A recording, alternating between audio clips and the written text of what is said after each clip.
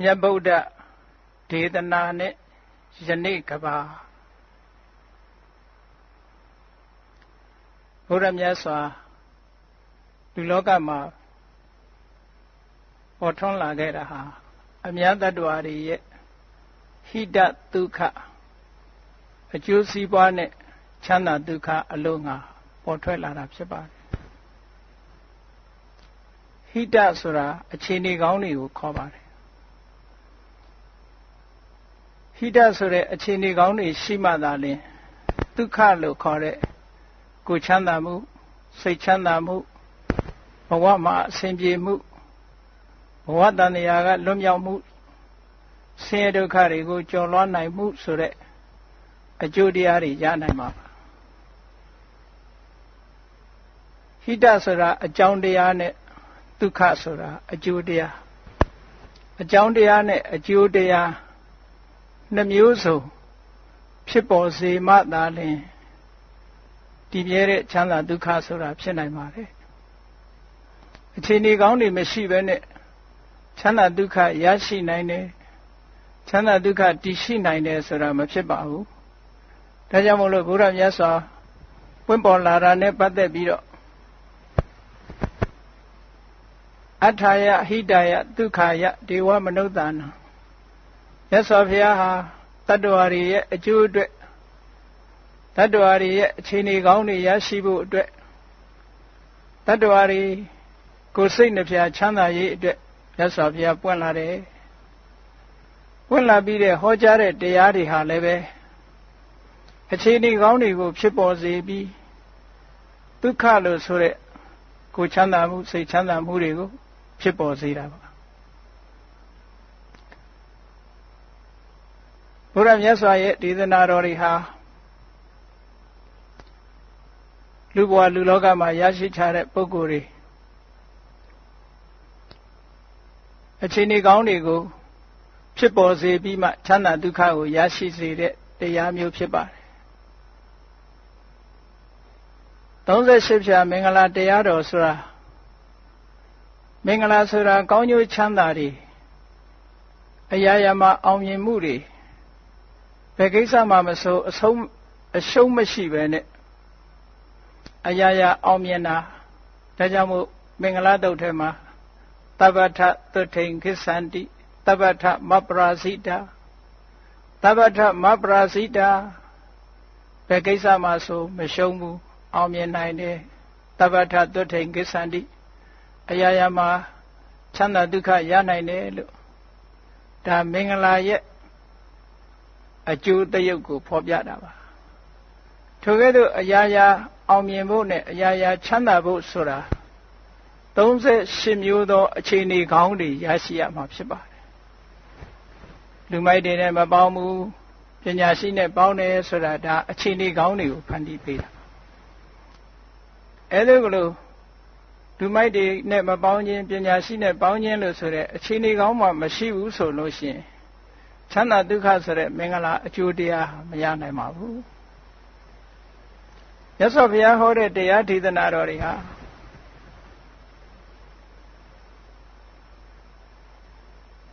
တန်တရားဝကလွတ်ပြီးတော့နိဗ္ဗာန်ချမ်းသာကိုရဖို့ဆိုတာကြီးတခုတည်းမဟုတ်ပါဘူးတန်တရားရဲ့ခြင်းလဲနေတဲ့အချိန်မှလည်းပဲအရာရာအစဉ်ပြေပြီးအခြေအနေကောင်းတွေရရှိပြီးချမ်းသာဒုက္ခရဖို့တဘဝကနေတဘဝတန်တရားတဲ့လဲတဲ့အခါမှာလည်းပဲဆင်းရဲဒုက္ခနည်းနိုင်သမျှနည်းပြီးချမ်းချမ်းသာသာရှိဖို့ဆိုတာမြတ်စွာဘုရားကတရားဓမ္မတွေကိုဟောထားတာဖြစ်ပါတယ်ဒါကတစ်ပိုင်းမှာနောက်ဆုံးတန်တရားဝကနေလွတ်ပြီးကိုချင်းနာချင်းသိချင်းလို့ဆိုတဲ့ဒီဆင်းရဲဒုက္ခတွေကလုံးဝလွန်မြောက်တဲ့ထာဝရငြိမ်းချမ်းတဲ့အငြိမ့်တက်ကိုရရှိခြင်းနဲ့ဆိုလဲမြတ်စွာဘုရားဟောတဲ့တရားတော်ဟာထိုနောက်ဆုံးအဆင့်ဖြစ်တဲ့နိဗ္ဗာန်ချမ်းသာကိုလည်းပဲရောက်ရှိစေတဲ့နိလန်းတွေကိုလမ်းညွှန်ထားတာဖြစ်ပါတယ်ဒီကနေ့မြန်မာနိုင်ငံမှာရှိတဲ့ဗုဒ္ဓဘာသာဝင်သူတော်စင်တွေအများစုကဘုရားမြတ်စွာဟောထားတဲ့ပိဋကတ်30နိကေ9ပြားဓမ္မခန္ဓာပေါင်း84,000ဆိုတဲ့ဒီတရားတွေဟာလောကုတ္တရာတရားတွေဖြစ်တယ်ဘုန်းကြီးစာတွေဖြစ်တယ် တို့နဲ့မဆိုင်ဘူးလို့ဒီလိုထင်ကြတယ်မြတ်စွာဘုရားဟောတဲ့တရားတွေဟာလောကုတ္တရာကိုဥတည်တာမှန်တော်လဲပဲလောကမှာနေထိုင်ရေးအတွက်စီးပွားရေးလူမှုဆက်ဆံရေးနိုင်ငံရေးဆိုတာလို့လောကမှာအစဉ်တပြေရှိဖို့နိလန်းအမျိုးမျိုးကိုမြတ်စွာဘုရားဟောထားခဲ့တာပါဒါကြောင့်မို့ပိဋကတ်တရားတော်တွေဟာနိဗ္ဗာန်ရောက်ကြောင်းတရားကြီးမဟုတ်ပါဘူးနိဗ္ဗာန်မရောက်ခင်ဆက်ချတန်တရားမှာလဲနေတဲ့အချိန်စီးပွားဘယ်လိုရှာရမလဲကိုချင်းတရားကောင်းအောင်ဘယ်လိုလုပ်ရမလဲဆင်းရဲဒုက္ခတွေသက်သာအောင်ဘယ်လိုနေထိုင်ရမလဲအရာရာအောင်မြင်အောင်ဘယ်လိုကျင့်သုံးရမလဲဆိုတာအခြေခံကစပြီးတော့ရှင်းလင်းထားတာပိဋကတ်ထဲမှာမြောက်များစွာရှိပါတယ်လူလောကလူရည်လို့ဖြစ်လာလို့ရှိရင်မြတ်စွာဘုရားကအင်္ဂုတ္တရနိကေအန္တသုတ်တံမှာဟောထားတာလူရည်လို့ဖြစ်လာလို့ရှိရင်အတိညာမျက်စိ2မျိုးရှိရမယ်တဲ့စီးပွားရှာတတ်တဲ့စီးပွားရေးပညာစီးပွားရေးမျက်စိလည်းရှိရမယ်ဒါကမျက်စိတစ်လုံးကိုချင်းတရားနဲ့ပတ်သက်ပြီးအကောင်းအဆိုးအကြောင်းအကျိုးခွဲခြားသိတတ်တဲ့ဓမ္မမျက်စိလည်းရှိရမယ်လောကလူသားတွေဟာမျက်စိနှလုံးရှိမှပြည့်စုံတယ်လို့ပဲလူဘဝရလာလို့ရှိရင်လည်းပဲဒီပညာမျက်စိ2မျိုးရှိရမယ်လူဖြစ်လာရင်စီးပွားရှာတတ်ရမယ်ကိုချင်းတရားကောင်းအောင်ကျင့်သုံးတတ်ရမယ်ဓမ္မပြည့်စုံတဲ့လူဘဝ ideal person လို့အကောင်းဆုံးလူသားတစ်ယောက်ဖြစ်ဖို့အတွက်မြတ်စွာဘုရားလမ်းညွှန်ထားတာပါစီးပွားရေးမျက်စိဆိုတာမရသေးတဲ့စီစဉ်ဥစ္စာတွေရအောင်ရပြီးသားစီစဉ်ဥစ္စာတွေတိုးပွားအောင်လုပ်တဲ့နည်းပညာတွေကိုတတ်ကျွမ်းဖို့ထို့သောတတ်ကျွမ်းမှသာလျှင်လောကမှာမပင်မပန်းချမ်းချမ်းသာသာနဲ့နေနိုင်မှာဖြစ်ပါတယ်ကုသိုလ်ကောင်းမှုတွေလုပ်နိုင်မှာဖြစ်ပါတယ်နောက်တစ်ဖက်ကလည်းစီးပွားရေးဘက်ကတိုးတက်ရုံနဲ့မဖြစ်ဘူးကိုချင်းတရားကောင်းမှုစိတ်ဓာတ်မြင့်မားဖို့ဆိုတဲ့ဘက်ကလည်းပဲအမတန်မှအရေးကြီးပါတယ်စီးပွားတစ်ခုတည်းသာရှာတတ်ပြီးကိုချင်းတရားဘက်ကမပါဘူးကိုချင်းတရားနဲ့ပတ်သက်တဲ့အသိမရှိဘူးဆိုလို့ရှိရင်ထိုပုဂ္ဂိုလ်မျိုးဟာမျက်စိတစ်လုံးလက်နေတဲ့ပုဂ္ဂိုလ်နဲ့တူတယ်စီးပွားသာရှာတတ်ပြီးတော့ကိုချင်းတရားဘက်ကအသိဉာဏ်မရှိဘူးဆိုရင်ဒီပုဂ္ဂိုလ်ဒီစီးပွားကိုရတဲ့နည်းနဲ့ရှာတတ်ပါတယ်မကောင်းတဲ့ဥစ္စာပတ်စံရပြီးရောဆိုတဲ့အနေအထားမျိုးကြောင့်ထိုပုဂ္ဂိုလ်မျိုးဟာသူရလာတဲ့စီးစိမ်ဥစ္စာလဲကြာရှည်ခံတဲ့စီးစိမ်ဥစ္စာမဖြစ်ပါဘူးတခဏမြစီးပွားရေးအောင်မြင်တော့လဲမကြခင်ထိုစီးပွားရေးဟာလက်လွတ်ဆုံးရှုံးသွားနိုင်ပါတယ်ကိုချင်းတရားနဲ့ထိမ့်မထားလို့ရှိရင်စီးပွားဥစ္စာတိုးတက်မှုဟာထိုပုဂ္ဂိုလ်အတွက်အန္တရာယ်ကြီးဖြစ်ပါတယ်ဒါကြောင့်မို့မြတ်စွာဘုရားဘောကလူရလို့ရှိရင်အသိပညာ2မျိုးရအောင်လုပ်ရမယ်ဒါအခြေအနေကောင်းတွေကိုမြတ်စွာဘုရားဟောတာပါအခြေအနေကောင်းတွေကိုဟောပေးတာ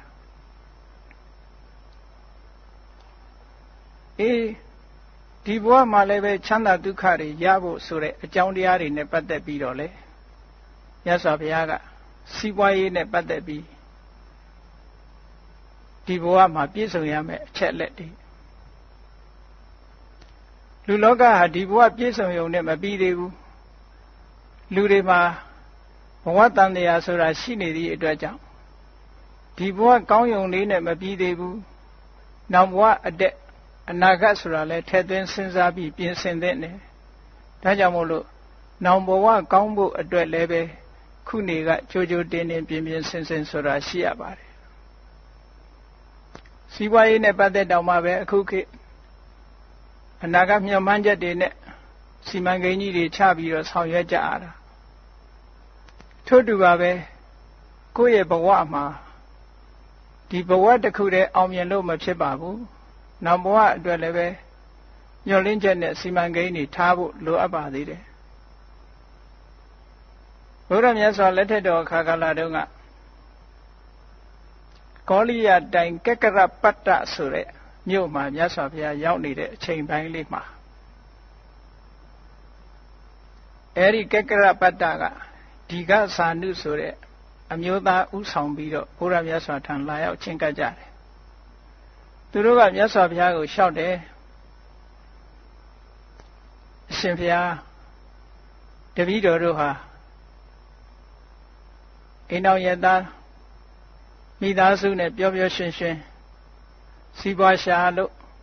လူဘဝမှာချမ်းချမ်းသာသာဒီလိုနေခြင်းပါတယ်တည်တဲ့အခါမှာလည်းပဲတပည့်တော်တို့ကောင်းရာဒုက္ခတိရောက်ခြင်းတယ်ဗျာဒီဘဝလည်းချမ်းချမ်းသာသာပျော်ပျော်ရွှင်ရွှင်မိသားစုနဲ့တိုင်းတိုင်းဝိုင်းဝိုင်းနေခြင်းတယ်နောက်ဘဝမှာလည်းတပည့်တော်တို့ကောင်းရာရောက်ခြင်းတယ်အဲ့ဒါလို့ဖြစ်နိုင်တဲ့အခြေအနေကောင်းတွေများရှိပါသလားလို့မြတ်စွာဘုရားလျှောက်တော့မြတ်စွာဘုရားကရှိတယ်ဒီဘဝအတွက်ဟိတဒုက္ခအခြေအနေကောင်းတွေနဲ့ချမ်းသာဒုက္ခကိုရစေနိုင်တဲ့အချက်၄မျိုးရှိတယ်နောက်ဘဝအတွက်လည်းပဲ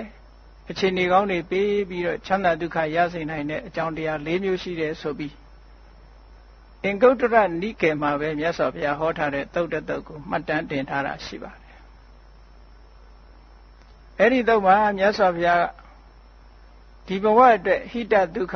အခြေအနေကောင်းတဲ့ချမ်းသာဒုက္ခရစေတတ်တဲ့အချက်ကတော့နံပါတ်1ဥဋ္ဌာဏတံပရာကိုလုပ်တဲ့လုပ်ငန်းနဲ့ပတ်သက်ပြီးတော့ကြိုးကြိုးစားစားလုပ်ဖို့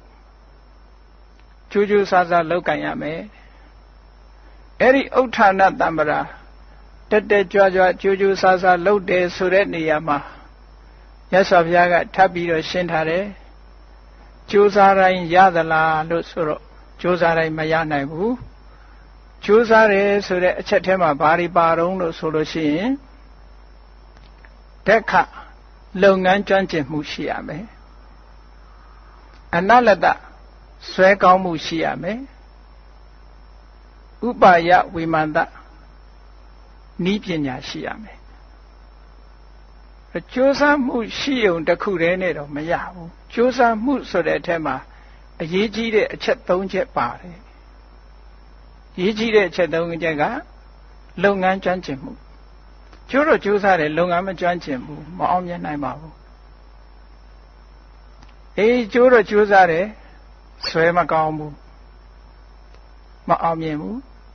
ကျိုးတော့ကြိုးစားတယ်ဤပညာကနှိမ့်ကျနေတယ်စီမံခန့်ခွဲနိုင်တဲ့စွမ်းအားတွေမရှိဘူးဆိုလို့ရှိရင်လည်းမအောင်မြင်ဘူးတဲ့ဒါလွန်ခဲ့တဲ့နှစ်ပေါင်း2500ကျော်ကမြတ်စွာဘုရားကစီးပွားရေးနဲ့ပတ်သက်ပြီးတော့အောင်မြင်ဖို့နည်းလမ်းတစ်ခုပေးထားတာပါဒါမြတ်စွာဘုရားဟောတဲ့ပိဋကတ်တော်တွေထဲမှာပါတဲ့တရားပါလုပ်ငန်းကျွမ်းကျင်မှုဆွဲကောင်းမှုနည်းပညာအဲ့ဒီ၃ရပ်ပေါင်းစပ်ထားတဲ့ကြိုးပမ်းအားထုတ်မှုဆိုတာရှိရမယ်တဲ့နောက်တစ်ချက်ကအာရခတံပရာထိမ့်သိမ်းစောင့်ရှောက်မှုလောကမှာစီးပွားဥစ္စာတွေရလာလို့ငွေကြေးဒဏမြောင်များစွာကုန်ပစ္စည်းတွေထုတ်လုပ်လို့မြောင်များစွာထုတ်နိုင်တယ်သို့တော့မထိမ့်သိမ်းဘူးဆိုရင်အလေအလွင့်တွေများပြီးတော့စီးပွားဥစ္စာတိုးသင်းတဲ့လောက်မတိုးဘူးဒါကြောင့်မို့လို့ထိမ့်သိမ်းဖို့နည်းပညာအလုံးလုံးပြီးရလာတဲ့ပစ္စည်းကိုရေကြောင့်မပျက်စီးအောင်မီးကြောင့်မပျက်စီးအောင်ပစ္စည်းကိုဖျက်ဆီးတတ်တဲ့ယန္တမျိုး၅မျိုးတည်းကတစ်ခုခုနဲ့မှမပြတ်မစီးရအောင်အလေလွင့်မရှိရအောင်ထိမ့်သိမ်းစောင့်ရှောက်မှုဆိုတဲ့အာရခတံပရာတရားရှိဖို့လိုသေးတယ်ဒါလည်းမြတ်စွာဘုရားကဒုတိယအချက်အနေနဲ့ခုလက်ရှိဘဝမှာကြီးပွားတိုးတက်ဖို့အတွက်မြတ်စွာဘုရားဟောတာဒါလည်းအမတန်လိုအပ်တဲ့အကြောင်းတရားတစ်ခုပါနောက်တစ်ခုကတော့ကလျာဏမိတ်တမိတ်ကောင်းဆွေကောင်းစီးပွားရေးနဲ့ပတ်သက်ပြီးအကြံပေးမဲ့ပုဂ္ဂိုလ်အကျင့်စာရိတ္တကောင်းတဲ့ပုဂ္ဂိုလ်အသိပညာရှိတဲ့ပုဂ္ဂိုလ် ဆွန့်လွတ်နိုင်မှုရှိတဲ့ပုဂ္ဂိုလ်ကိုယုံကြည်မှုရှိတဲ့ပုဂ္ဂိုလ်ကိုချင်းတရားကောင်းတဲ့ပုဂ္ဂိုလ်အဲ့ဒီလိုမိကောင်းဆွေကောင်းတွေလည်းပဲအမတန်မှလိုအပ်ပါတယ်ဒီကနေ့ခေတ်ကြည့်စီးပွားဥစ္စာတိုးတက်နေတဲ့ပုဂ္ဂိုလ်တိုင်းဟာဒီအခြေအနေကောင်းတွေရှိရအကယ်၍မိကောင်းဆွေကောင်းမရှိဘူးဆိုရင်ခုနကကြိုးပမ်းအထောက်မှုကြောင့်ပစ္စည်းဥစ္စာတွေရလာနိုင်တယ်ထိမ့်သိမ့်ရှိတတ်လို့စုမိစောင်းမိဖြစ်လာတယ်သို့တော့မိကောင်းဆွေကောင်းမရှိဘူးဆိုရင်ထိုပစ္စည်းတွေဟာတဲထဲမှာရေသွန်လိုက်တယ်လို့ပဲအတုံးအဖြုံးနဲ့တခါတည်းပျက်စီးဆုံးရှုံးပြီးတော့သွားနိုင်တယ်ဒါကြောင့်မို့မိကောင်းဆွေကောင်းရှိဖို့ဆိုတာအမတန်မှအရေးကြီးပါတယ်ဟောနောက်ဆုံးစီးပွားရေးနဲ့ပတ်သက်ပြီးတကယ့်ကိုအရေးကြီးတဲ့အချက်တစ်ခုကတော့သမစီဝိတာရလာတဲ့စီးစိမ်ဥစ္စာကိုထုတ်လုပ်တဲ့ပစ္စည်းကိုယ့်ရဲ့ဝင်ငွေထွက်ငွေနဲ့ပတ်သက်လာလို့ရှိရင်စည်ရင်စရာခိုင်မာမာထားပြီးတော့ဝင်ငွေနဲ့ထက်ဝေအမြဲတမ်းမျှမျှတတဖြစ်နေဖို့အရေးကြီးတယ်သမစီဝိတာဆိုတဲ့သဘောကဝင်ငွေနဲ့ထွက်ငွေအမြဲတမ်းညှိပြီးတော့အခုခေတ်စီးပွားရေးပညာတွေလိုပဲဝင်ငွေတွေကများပြီးတော့သုံးငွေနည်းနေလို့လည်းမဖြစ်ဘူးသုံးငွေတွေကများပြီးတော့ဝင်ငွေတွေကနည်းနေလို့လည်းမဖြစ်ဘူးထိုနှစ်ခုကဝင်ငွေနဲ့ထွက်ငွေမျှမျှတတသုံးတတ်ဖို့တဲ့ဒါကြောင့်မို့ဒီကနေ့ခေတ်စီးပွားရေးပညာရပ်တွေဟာလည်းပဲဒါအဓိကထားကြတာဝင်ငွေထွက်ငွေညှိပြီးတော့ဆောင်ရွက်တာဒါကြောင့်မို့ဘတ်ဂျက်စရင်းတွေဘာတွေရှင်းနေဆိုတာဒီသမစီဝိတာကိုပြောတာပါဝင်ငွေကဘယ်လောက်ရှိနေတယ်ထွက်ငွေကဘယ်လောက်ရှိတယ်လူငွေကဘယ်လောက်ပြနေတယ်ပုံငွေကဘယ်လောက်ပြနေတယ်ဟောမြတ်စွာဘုရားကလွန်ခဲ့တဲ့နှစ်ပေါင်း2500ခရဲဟောဒီအချက်ကြီး၄ချက်ကဒီအချက်ကြီး၄ချက်ကျိုးပန်းအထုံမှုဆောင်းလျှောက်ထိမ့်သိမ့်အလေးလွှဲမရှိအောင်ထိမ့်သိမ့်မှုမိကောင်းဆွေကောင်းရှိမှုဝင်ငွေထွက်ငွေမျှမျှတတသုံးစွဲမှုဆိုတဲ့ဒီအချက်ကြီး၄ချက်ဟာဘယ်ပုဂ္ဂိုလ်ပဲဖြစ်ဖြစ်ဗုဒ္ဓဘာသာဝင်မမဟုတ်ဘူးဒီစီကံချက်အတိုင်းလိုက်နာပြီးဆောင်ရွက်မယ်ဒီအခြေအနေကောင်းတွေတိုင်းစီးပွားရေးကိုဆောင်ရွက်ကြမယ်ဆိုလို့ရှိရင်ဘယ်ပုဂ္ဂိုလ်ပဲဖြစ်ဖြစ်စီးပွားရေးကတိုးတက်လာမှာပဲမတိုးတက်တောင်အများကြီးမတိုးတက်တောင်ပျက်စီးမသွားနိုင်ဘူးဒါဒီဘဝမှာကောင်းတဲ့အခြေအနေတွေနဲ့ကောင်းတဲ့ချမ်းသာဒုက္ခကိုပေးစွမ်းနိုင်တဲ့အချက်၄ချက်ပဲတမလွန်ဘဝအတွက်ကတော့တမလွန်ဘဝအတွက်ဆိုတာဒီဘဝကလုပ်တဲ့ဟာပါအဲဒီတမလွန်ဘဝအတွက်ရှိတဲ့ရှိလိုက်တဲ့အည်သွေးတွေကတော့တခြားမဟုတ်ဘူးဓမ္မနဲ့ပတ်သက်တဲ့အသိဉာဏ်ခုနကပြောခဲ့တဲ့လူလို့ဖြစ်လာလို့ရှိရင်စီးပွားရှာတတ်တဲ့မျက်စိရှိရမယ်ကိုချင်းတရားနဲ့ပတ်သက်တဲ့သိတဲ့မျက်စိရှိရမယ်ဒီနှစ်ခုရှိရမယ်ကိုချင်းတရားနဲ့ပတ်သက်လာလို့ရှိရင်နံပါတ်1ကိုချင်းတရားကောင်းရမယ်လို့ဆိုလို့တယ်ကိုချင်းတရားကောင်းရမယ်နံပါတ်2ယုံကြည်ချက်ရှိရမယ်ယုံကြည်ချက်ဆိုတာဘာသာတရားနဲ့ပတ်သက်ပြီးတော့ဘုရားမြတ်စွာရဲ့ဒီနေရာမှာတော့မြတ်စွာဘုရားဟောထားတဲ့တရားထဲမှာဘုရားမြတ်စွာရဲ့မှန်ကန်စွာသိတဲ့အသိဉာဏ်ကိုလက်ခံယုံကြည်လို့မြတ်စွာဘုရားသွန်သင်ဆုံးမသမျှကိုလေးစားလိုက်နာမှုယုံကြည်မှုရှိရမယ်ယုံကြည်မှုရှိသလိုကိုချင်းတရားကောင်းရမယ်နံပါတ်3ဆွလွတ်နိုင်မှုရှိရမယ်လူဟာမိမိရလာတဲ့အခွင့်အရေးကိုကိုယ်က society နဲ့နေတာဖြစ်သောကြောင့်ရလာတဲ့အခွင့်အရေးတစ်ခုကိုတယောက်တည်းမသုံးပဲကိုတယောက်တည်းမခံစားပဲမိမိပတ်ဝန်းကျင်နဲ့မျှဝေခံစားတတ်ဖို့ဒါကိုစာကတံပရာလို့ခေါ်တယ်ကိုရလာတဲ့အခွင့်အရေးတွေဟာကိုနဲ့တန်းတူဘယ်အခွင့်အရေးကိုမှကိုတယောက်တည်းကိုသိမ့်ပိုက်ထားတာမျိုးမရှိပဲအားလုံးလောကလူသားတွေနဲ့မျှဝေခံစားတတ်တဲ့စာကတံပရာမျိုးရှိရမယ်နောက်တစ်ခုကပညာ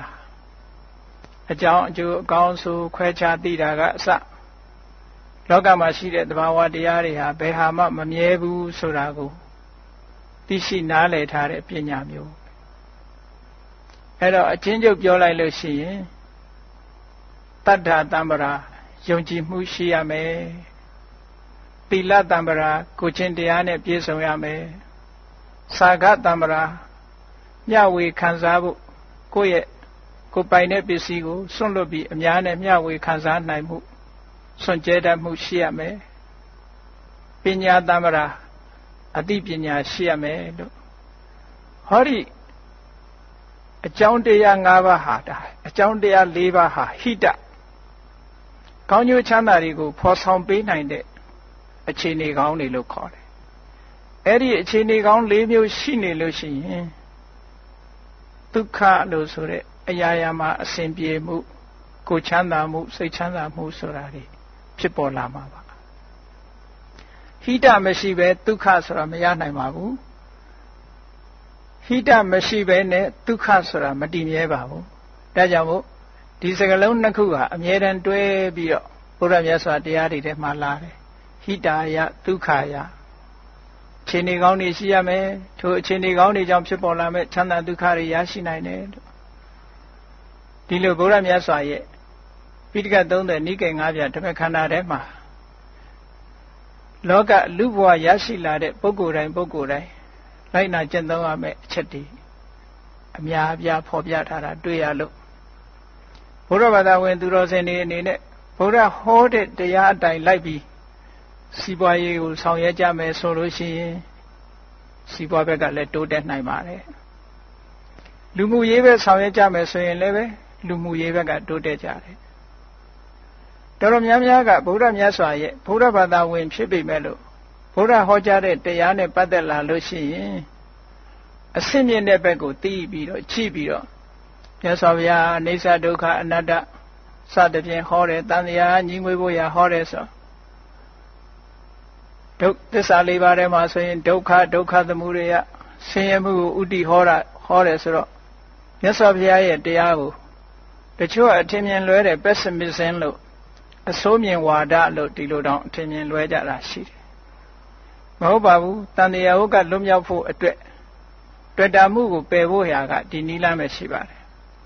တန်တရားထဲမှာအစဉ်တပြေနေဖို့ရာအတွက်မြတ်စွာဘုရားဟောထားတဲ့တရားတွေမြောက်များစွာရှိတယ်လူမှုရေးနဲ့ပတ်သက်လာလို့ရှိရင်လေမြတ်စွာဘုရားဟောထားတာသင်္ကာလောဝါဒတုတ်မှာအလုံးရှင်နဲ့အလုံးသမားဆက်ဆံရေးမိသားစုအတွင်းဆက်ဆံရေးတဦးနဲ့တဦးပေါင်းသင်းဆက်ဆံရေးဆိုတာတွေမြတ်စွာဘုရားဟောထားတယ်ခုနစီးပွားရေးနဲ့ပတ်သက်တဲ့အချက်လက်တွေဟာကြီးပွားတိုးတက်နေတဲ့ပုဂ္ဂိုလ်တွေကြီးပွားတိုးတက်နေတဲ့နိုင်ငံတွေကြီးပွားတိုးတက်နေတဲ့ကုမ္ပဏီတွေမြတ်စွာဘုရားဟောတဲ့တရားကိုမသိတော်လဲပဲမြတ်စွာဘုရားဟောထားတဲ့အချက်လက်တွေနဲ့ပြည့်စုံတယ်လို့ပြောနိုင်ပါတယ်သူတို့မှာဥဋ္ဌာဏတမ္ပရာရှိတယ်လုပ်ငန်းကျွမ်းကျင်တယ်နည်းပညာကောင်းတယ်ကြိုးစားတယ်ဟောဒီအချက်လက်တွေကညင်းလို့မရတဲ့အချက်လက်တွေပဲသူတို့မှာအာရခတမ္ပရာရှိတယ်အလေလွဲမရှိအောင်ထိန်းတတ်သိမ့်တတ်တယ်မိကောင်းဆွေကောင်းတွေရှိတယ်စီးပွားရေးအကြံပေးမဲ့ပုဂ္ဂိုလ်တွေအကျင့်ကောင်းတဲ့ပုဂ္ဂိုလ်တွေဟောသမစီဝိတာလို့ဆိုတဲ့ဝင်ငွေထွက်ငွေစီးပွားရေးကြံ့ကျင်တဲ့ပညာရှင်တွေဒီအချက်လက်တွေနဲ့ပြည့်စုံလို့စီးပွားရေးတိုးတက်တာပါဗုဒ္ဓဟောကြားတဲ့အတိုင်းသာလိုက်နာဆောင်ရွက်ကြမယ်ဆိုရင်လောကမှာစီးပွားရေးဘက်ကလည်းစီးပွားရေးတိုးတက်နိုင်ပါတယ်လူမျိုးရေးဘက်ကလည်းပြဿနာတွေနည်းနိုင်သမျှနည်းပြီးတော့အဆင်တပြေဖြစ်နိုင်ပါတယ်ကောင်းတဲ့အခြေအနေတွေအခြေအနေကောင်းတွေအကြောင်းတရားတွေကိုမြတ်စွာဘုရားဟောထားတယ်အပရိဟာနိယတရားမပြတ်စည်းဝေးပါညီညီညွတ်ညွတ်စည်းဝေးပါညီညီညွတ်ညွတ်စည်းဝေးပြီးဆုံးဖြတ်ပါဆုံးဖြတ်ချက်အတိုင်းတညီတဲ့အကောင့်ထဲပေါ်ပါဆိုတာအခြေခံထားတာပါနောက်ဓမ္မပဒမှာကြည့်မယ်ဆိုလို့ရှိရင်မြတ်စွာဘုရားကနာဟိဝေရေနဝေရဏိတမ္မန္တိဒကုရသနာအဝေရေနသတမ္မန္တိဧတဓမ္မောတဏ္ဏတနောငြိမ်းချမ်းတဲ့ဤဟာမေတ္တာတို့တရားသာဖြစ်တယ်လို့ဟောဓမ္မပဒမှာမြတ်စွာဘုရားဟောထားတာရှိပါတယ်ဘုရားမြတ်စွာဟောထားတဲ့တရားဓမ္မအတိုင်းလိုက်နာမယ်ဆိုလို့ရှိရင်ကဘာကြီးကလည်းငြိမ်းချမ်းသွားမှာပါစီးပွားရေးတိုးတက်မှုလည်းဖြစ်နိုင်တယ် ကဘာကြီးငြိမ်းချမ်းမှုလည်းဗုဒ္ဓတရားတော်ကဖော်ဆောင်ပေးနိုင်တယ်စီးပွားရေးလူမှုရေးအားလုံးအစဉ်တပြေဖြစ်ပြီးတော့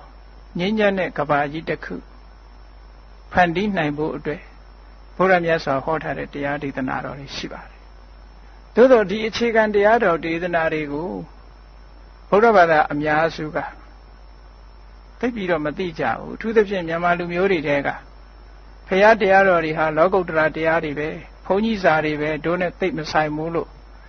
ဒီလိုစီးပွားရေးဘက်မှာဖရာတရားတော်အတိုင်းအသုံးချရမယ်ဆိုတာအမတန်မှအသိနည်းကြပါတယ်အသိတဲ့ပုဂ္ဂိုလ်ရှိတောင်မှတချို့ကမသိုံနဲ့မကဘူးမြတ်စွာဘုရားဒီဗုဒ္ဓဘာသာတရားတော်တွေအတိုင်းလုပ်လို့ရှိရင်စီးပွားရေးမတိုးတက်နိုင်ဘူးလို့တောင်ဒီလိုထင်တာရှိတယ်ဘုန်းကြီးတို့2000ပြည့်နှစ်ကဘုန်းကြီးတို့စီမှာလာပြီးတော့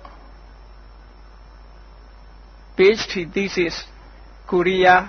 ဘိက္ခုနီအမျိုးသမီးတဦးဟာဘုန်းကြီးတို့စီလာအကူအညီတောင်းပြီးတော့ PhD thesis လာလုပ်သွားတာရှိပါတယ်သူနဲ့စကားဆက်မိလို့ပြောတော့သူတို့ကိုရီးယားမှာတဲ့သူတော်တော်များများအမြင်ရှိတယ်ဘုရားဘာသာဖြစ်လို့ရှိရင်တိုင်းပြည်မကြီးပွားနိုင်ဘူးလို့တော်တော်အမြင်ရှိကြတယ်အဲ့ဒီအမြင်ကဘုရားတရားတော်ကိုမသိလို့သူတို့ကဘာကိုချိတုံးလို့ဆိုလို့ရှိရင်ပါဏာတိပါဒဝေရမဏိသူ့အသက်ကိုမသားရဘူးသူ့ဥစ္စာမခိုးရဘူးစသဖြင့်၅ပါးသီလကိုမလုပ်ရဘူးရှောင်ရမယ်ဆိုတာတွေကိုကြည့်ပြီးတော့လောကကြီးမှာဒါတွေရှောင်နေလို့စီးပွားရေးလုပ်လို့မဖြစ်ဘူးလို့ဒီလိုယူဆကြတာရှိပါတယ်အမှန်စီးပွားဖြစ်နိုင်တဲ့နိလန်းတွေအများကြီးရှိတယ်မြတ်စွာဘုရားကမလုပ်ရဘူးလို့ပြောတဲ့ဟာကဝါရိတ္တလုပ်ရမယ်လို့ပြောတာကစာရိတ္တဝါရိတ္တသီလနဲ့စာရိတ္တသီလနှစ်မျိုးရှိတယ်မလုပ်ရဘူးဆိုတာတွေဒါရှေ့တန်းတင်ပြီးတော့လုပ်ရမယ်ဆိုတာတွေကြတော့မေ့ထားကြတယ်လှုပ်တဲ့နဲ့ဆိုခုနကြည့်အရခတမ္ပရာဥဋ္ဌာဏတမ္ပရာလုံလဝိရိယရှိရမယ်အရခတမ္ပရာထိမ့်သိမ်းဆောက်ရှောက်မှုနဲ့ပြည့်စုံရမယ်ကလျာဏမိတ်တာမိကောင်းဆွေကောင်းတွေရှိအောင်ကြိုးစားရမယ်သမစီဝိတာဝင်ငွေထွက်ငွေမြတ်တာအောင်သုံးစွဲတတ်ရမယ်ဆိုတဲ့ဒီအခြေအနေကောင်းတွေလောက်ရမယ်ဆိုတာတွေနဲ့ပတ်သက်လာလို့ရှိရင်မေ့ထားကြတယ်အဲ့ဒါကြောင့်မို့လို့ဗုဒ္ဓတရားတော်ပေါ်မှာတချို့ကယနေ့ကဘာမှာအထင်အမြင်လွဲနေတာလေးတွေရှိတယ်ဆိုတာသိရတယ်ဘုန်းကြီးတို့မြန်မာနိုင်ငံမှာဗုဒ္ဓဘာသာအများစုဟာခုနပြောတဲ့အတိုင်းလောကုတ္တရာစာတွေဘုန်းကြီးစာတွေလောကီကိစ္စနဲ့မဆိုင်ဘူးလို့ဒီလိုယူဆချက်တွေအများကြီးရှိနေပါတယ်တကယ်ကအဲ့လိုမဟုတ်ပါဘူးဘုရားမြတ်စွာရဲ့တရားတော်တွေမှာနှစ်ပိုင်းရှိတယ်တစ်ပိုင်းကတန်တရားထဲမှာဘဝတစ်ခုကနေတစ်ခုဘဝတစ်ခုရလာတဲ့အခါမှာအခြေအနေကောင်းတွေဖြစ်ပေါ်စေပြီးတော့ချမ်းချမ်းသာသာလူဘဝတစ်ခုဖြတ်သန်းနေထိုင်သွားဖို့တန်တရားတဘဝကနေပြီးနောက်တစ်ဘဝလဲပတ်တဲ့အခါမှာလည်းပဲ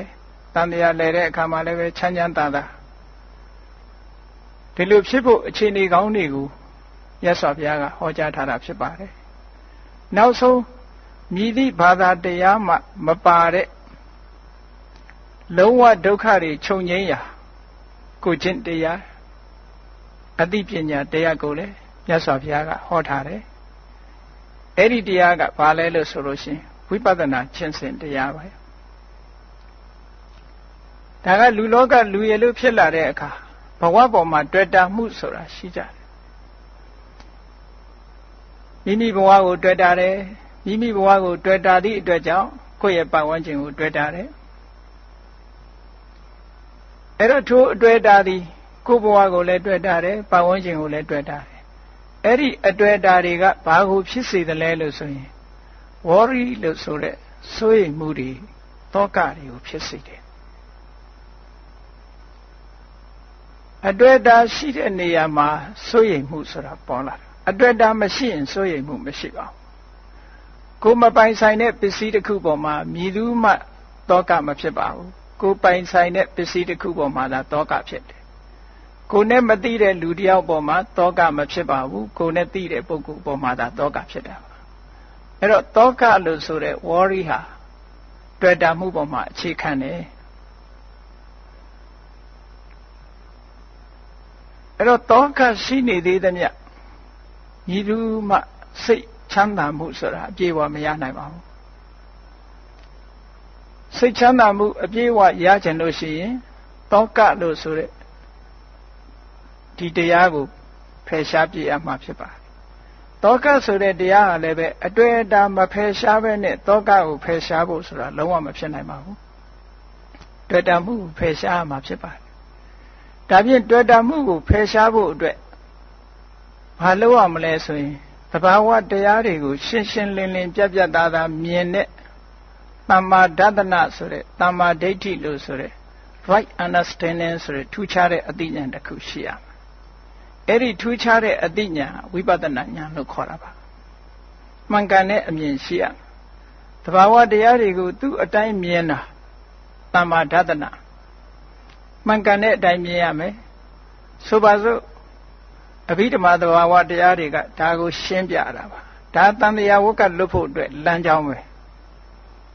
လူဆိုတာငါရဲ့သူရဲ့တကယ်ဆန်းစစ်ကြည့်လိုက်လို့ရှင်မရှိဘူးယုံနဲ့နာနှမျိုးသာရှိတယ်အကြမ်းမြင်ပြောမယ်ဆိုရင်လူမှာရုပ်ခန္ဓာကိုယ်ကြီးရှိတယ်စိတ်ဆိုင်ရှိတယ် body နဲ့ mind ပေါ့အဲ့ဒီနှစ်ခုရှိတယ်အဲ့ဒီနှစ်ခုပေါင်းစပ်ပြီးတော့လှုပ်ရှားမှုတွေဖြစ်ပေါ်နေတယ်အဲ့ဒီနှစ်ခုစလုံးဟာဆိုင်ရာအကြောင်းတရားတွေပေါ်မှာတီးနေတာဖြစ်သည့်အတွက်ကြောင့် body လို့ဆိုတဲ့ရုပ်တရားကလည်းတစ်ခုတည်းမဟုတ်ဘူးအစုအဝေးနဲ့ပေါင်းစပ်ထားလို့ဖြစ်နေတာ mind လို့ဆိုတဲ့နံတရားကလည်းတစ်ခုတည်းမဟုတ်ဘူးစုပေါင်းပြီးတော့ဖြစ်ပေါ်နေတဲ့အရာတစ်ခုဖြစ်တယ်ဒီယုတ်တဲ့နံဒီနှစ်ခုသည်အပြန်အလှန်ဆက်သွယ်ပြီးတော့လူတွေမှာလှုပ်ရှားမှုဖြစ်လာပြီးယောက်ျားသဏ္ဍာန်မိန်းမသဏ္ဍာန်တတ္တဝါသဏ္ဍာန်ဒီလိုထင်မြင်နေရထင်မြင်နေသည့်အတွက်ကြောင့်ဒါကငါလို့ထင်တယ်ဒါကသူလို့ထင်တယ်ဒါကယောက်ျားလို့ထင်တယ်ဒါကမိန်းမလို့ထင်တယ်ဟောဒီအထင်အမြင်တွေဟာတကယ်ထင်တဲ့အတိုင်းဟုတ်ကလားလို့တဘာဝတရားနဲ့ကြည့်လိုက်လို့ရှိရင်တဘာဝအသိဉာဏ်နဲ့ကြည့်လိုက်လို့ရှိရင်တကယ်ထင်တဲ့အတိုင်းမဟုတ်ပါဘူးသူတို့ဟာယုတ်တရားဟာယုတ်တရားတက်တက်ပဲဖြစ်ပါတယ်ငါလို့ပြောစရာမရှိပါဘူးနန္တရားဟာလည်းနန္တရားတက်တက်မျှတာဖြစ်ပါတယ်ငါလို့ပြောစရာမရှိပါဘူးယုတ်နဲ့နံနဲ့နှစ်ခုခွဲထားလိုက်မယ်ဆိုလို့ရှိရင်လှုပ်ရှားမှုတို့ပြောဆိုမှုတို့ဒါတွေဟာအကုန်လုံးရပ်သွားမှာဖြစ်ပါတယ်အဲ့ဒါလို့ယုတ်နဲ့နံကိုခွဲခြားပြီးတော့သိမြင်လာတာဟာနာမရူပပရိစ္ဆေဒဉာဏ် analytical knowledge of mind and matter လို့ခေါ်တယ်အဲ့ဒီအသိဉာဏ်ဟာအဘိဓမ္မာကိုလေ့လာခြင်းဖြင့်အဲ့ဒီအသိဉာဏ်အခြေခံတွေကိုရနိုင်တယ်ထိုမှတစ်ဆင့်လက်တွေ့ဝိပဿနာကျင့်စဉ်တစ်ခုကိုကျင့်သုံးခြင်းဖြင့်လူဆိုတာတကယ်ကအခေါ်အဝေါ် concept အယူဆတရားသာဖြစ်တယ်တကယ်ကတော့အသေးစိတ်တစ်ခုစီခွဲခြားကြည့်လိုက်မယ်ဆိုလို့ရှိရင်လူဆိုတာမရှိတော့ဘူးယုတ်တရားနံတရားတက်တက်မျှတာဖြစ်တယ်လို့ဟောတယ်လို့မြင်သွားတာဟာဒါသမ္မာဒသနမှန်ကန်တဲ့အမြင်လို့ခေါ်ပါတယ်ဝိတ္တုဒ္ဓိမဲ့မှာနာမရူပနာယာထာဝဒသနံဒိဋ္ဌိဝိတ္တုဒ္ဓိနာမနာယုတ်တွေကိုသူ့အရှိတိုင်းမြင်တာဟာဒိဋ္ဌိဝိတ္တုဒ္ဓိမှန်ကန်တဲ့အမြင်ဖြူစင်တဲ့အမြင်လို့ခေါ်ပါတယ်အဲ့ဒီဖြူစင်တဲ့အမြင်မှန်ကန်တဲ့အမြင်ကိုအခြေခံလိုက်လို့ရှိရင်ဒီယုတ်တရားနံတရားတွေဟာဘာကြောင့်ဖြစ်တယ်ဆိုတဲ့အကြောင်းတရားကိုသိမြင်တဲ့ပိစ္ဆယပရိက္ခဉာဏ်တွေဖြစ်လာနိုင်တယ်နာမရူပပရိစ္ဆေဒဉာဏ်နဲ့ပိစ္ဆယပရိက္ခဉာဏ်နှစ်ခုအခြေခံပြီးတော့ဆက်ပြီးလက်တွေ့ကျင့်သုံးသွားလိုက်မယ်ဆိုရင်မမြဲတဲ့သဘာဝတွေအစဉ်သာဝရပြောင်းလဲနေတဲ့သဘာဝတွေသင်္ခါရတရားတွေရဲ့ဒီမတည်မြဲတဲ့အာကိုးစရာမရှိတဲ့အခြေအနေမျိုးတွေကိုမြင်လာလို့ရှိရင်ခုနပြောတဲ့ attachment လို့ခေါ်တဲ့တွေ့တာမှုဟာရောကြလာမှာဖြစ်ပါတယ်တွေ့တာမှုတွေရောကြလာသွားတာနဲ့တပြိုင်နက် worry ဆိုတဲ့တောကတွေလည်းရောကြသွားမှာဖြစ်ပါတယ်တောကတွေရောကြသွားတာနဲ့တပြိုင်နက်ငြိမ်းချမ်းတဲ့စိတ်ချမ်းသာမှုငြိမ်းချမ်းတဲ့သဘာဝလေးဟာပြန်ပြီးတော့ပေါ်လာမှာပါအဲ့တော့မြတ်စွာဘုရားသခင်ကိုရောမြတ်ဒုတိယပိုင်းအနေနဲ့ဟောတဲ့ န်တရားဝကထွတ်မြောက်ရာလမ်းဆိုတာဝိပဿနာကျင့်စဉ်ဖြင့်မျက်စိမပฏิဝေဒလို့ခေါ်တဲ့ right understanding မှန်မှန်ကန်ကန်နားလည်ခြင်းထိုမှန်မှန်ကန်ကန်နားလည်ခြင်းဆိုတဲ့အခြေအနေကိုရောက်အောင် right thought မှန်မှန်ကန်ကန်စဉ်းစားတတ်ခြင်းဆိုတဲ့သမ္မာသင်္ကပ္ပ right effort ဆိုတဲ့သမ္မာဝါယာမမှန်မှန်ကန်ကန်နိလန္ဒကြစနစ်တကျကြိုးပမ်းအထောက်ခြင်းသမ္မာတတိ right mindfulness လို့ခေါ်တဲ့မှန်ကန်စွာတတိယမှုနဲ့သမ္မာသမာဓိ right concentration လို့ခေါ်တဲ့အာယုန်တစ်ခုတည်းပေါ်မှာမှန်ကန်တဲ့နိလန်းခြင်းစူးစိုက်ခြင်းလို့ဆိုတဲ့ဒီမဲ့ခင်၅မျိုးဥဆောင်ပြီးတော့လှုပ်သွားလို့ရှိရင် right understanding ဆိုတာပေါ်လာမှာဖြစ်ပါတယ်ထို right understanding ကသာလျှင်တန်တရားထဲမှာဖြစ်ပေါ်လာစေတတ်တဲ့ကိလေသာဆိုတဲ့အကြောင်းတရားတွေကံကိုဆက်ဖို့လုပ်နေတဲ့ကိလေသာဆိုတဲ့အကျိုးတရားတွေအကြောင်းတရားတွေဒါတွေကိုဖယ်ရှားပြစ်နိုင်မှာဖြစ်ပါတယ်ကိလေသာဆိုတဲ့အဆိုးတရားတွေဖယ်ရှားပြစ်လိုက်ခြင်းဖြင့်ကောင်းကံဆိုးကံဆိုတာတွေဟာလည်းပဲအကျိုးပေးနိုင်တော့မှာမဟုတ်တော့ပါဘူးထိုကံတွေအလုံးအကျိုးမပေးနိုင်တော့ဘူးဆိုလို့ရှိရင်နောက်ဆုံးအကြောင်းတွေပြတ်သွားရင်ဒုက္ခတွေဟာအကုန်လုံးချုပ်ငြိမ်းပြီးတော့ရဆိုင်သွားမှာဖြစ်ပါတယ်ဒါကိုပဲသာဝရငြိမ်းတဲ့အငြိမ်းတဲ့နိဗ္ဗာန်လို့မြတ်စွာဘုရားကဒုတိယပိုင်းမှာဟောတာပါနောက်ဆုံးတန်တရားထဲမှာနေရင်ချမ်းသာဒုက္ခရနိုင်တဲ့နိလန်းတွေနောက်ဆုံးမှာထိုချမ်းသာဒုက္ခရတဲ့ဆိုတောင်အိုခြင်းနာခြင်းသေခြင်းဆိုတဲ့ဒီဒုက္ခတွေကမလွတ်နိုင်ဘူးအဲ့ဒီအိုခြင်းနာခြင်းသေခြင်းဆိုတဲ့ဒီဒုက္ခတွေလွတ်မြောက်ရာဖြစ်တဲ့မဂ္ဂင်၈ပါးအကျင့်တရားကျင့်သုံးမှသာလျှင်လောကမှာရှိတဲ့ပြဿနာမျိုးစုံကလုံးဝချုပ်ငြိမ်းပြီးလွတ်မြောက်မှာဖြစ်ပါတယ်ဆိုတဲ့အကြောင်းကိုအားလုံးဗုဒ္ဓဘာသာဝင်သူတော်စင်တို့သည်ဗုဒ္ဓမြတ်စွာဟောထားတဲ့မြတ်ဗုဒ္ဓဒေသနာနှင့်ယနေ့ကဘာအကျိုးပြုနိုင်ပုံကိုအားလုံးမှတ်သားပြီးတော့ဘုရားမြတ်စွာဟောကြားတော်မူတဲ့တရားအတိုင်းလိုက်နာကျင့်သုံးနိုင်ကြပါစေကုန်သတည်း